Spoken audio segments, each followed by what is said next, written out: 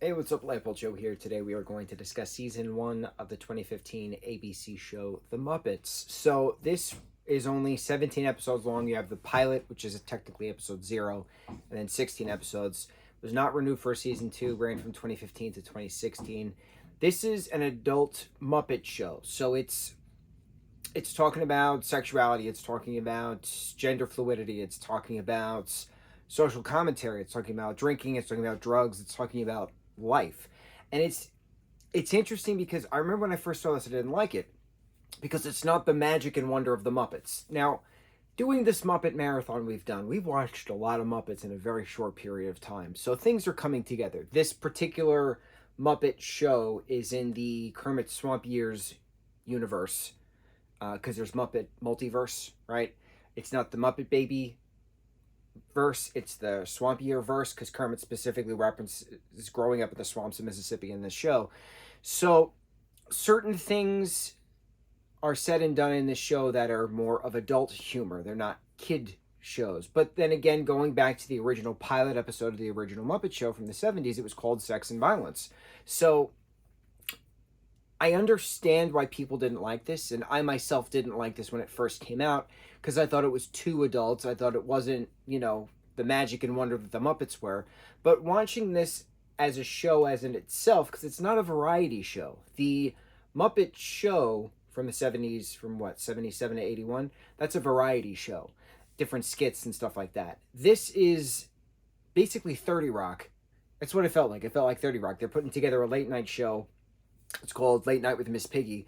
And there's the writer's room, sort of have Gonzo, Pepe, and Rizzo hang out constantly all together. Was great seeing because Rizzo was not in the last two films, barely. And then Robin had like a kind of comment. And the second Muppet Most Wanted, 2014's Muppet Most Wanted, had nothing to do with the 2011 film. So it's different writers, it's different pitches, it's different stories. So this is a scripted story in regards to these characters. We start out with Kermit and Miss Piggy broken up.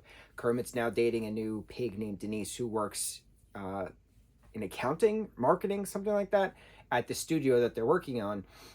And it's a lot of like backlot LA stuff. So it's a lot of like working in soundstage stuff and crew stuff and like industry stuff. And have different cameo guests come on and, do pitches or, work on the show or be guests on the show and sing. A lot of singing in this. The Christmas episode with Mindy Kaling was wonderful. Like, a lot of things stand out and it's pretty cool. And seeing it together, the behind-the-scenes life, like Fozzie's dating a human, how does that work? Gonzo is no longer a stuntman anymore and he misses the days. How does that work? So it's a lot of questioning. It's a lot of adult questioning.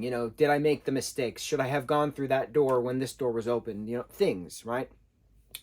The commentary itself was wonderful in regards to the social commentary of it, just life in general. This show's ahead of its time, and I didn't appreciate it in 2015, 2016, because I thought it was dumb. I was like, what's the point of this?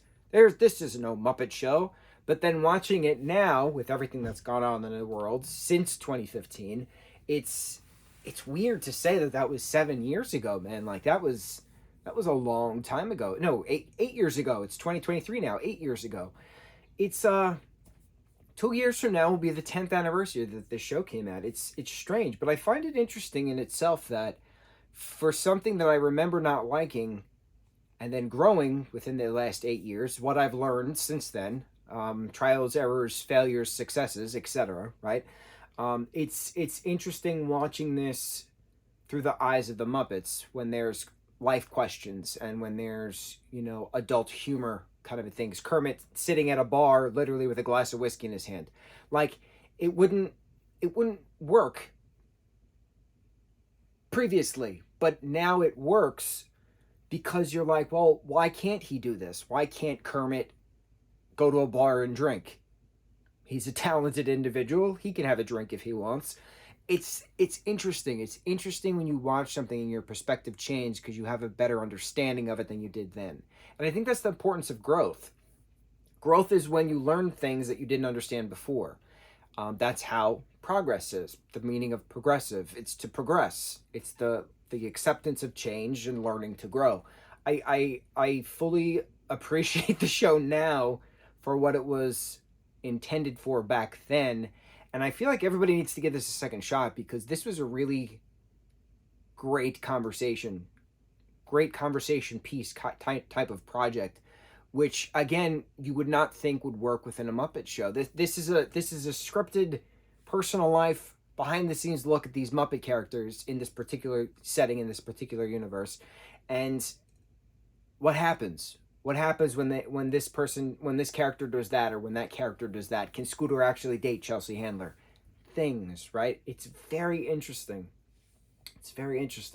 I'm glad I rewatched it. I'm glad we did this binge. I'm glad we're starting it up again. I'm now going to watch the Muppets Now. I think it's 6 episodes on Disney Plus, which didn't do well at all. And I've watched the first episode and I was like, this is boring, and I need to rewatch them now because I didn't remember the first episode. And according to Disney Plus, I stopped at the very end of episode 2. Don't remember any of it. So we're gonna see why I don't remember any of it, because that was recent. That was like 2020 that came out. So we're gonna say that the benefit ending of the season 1 of the 2015 Muppets is that Kermit and Piggy go on, an airplane to Taiwan after saying "I love yous." Again, they get back together, but we don't really need to know what happens in Taiwan. We don't need to know what happens when they get back to LA, because we know that they're Kermit and Miss Piggy, and they're always going to be together, whether they have their fights, whether they have their downfalls. They'll always wind up back together. Synergy. So, yeah, interesting. It's very interesting. Love the Electric Mayhem band playing. I loved it.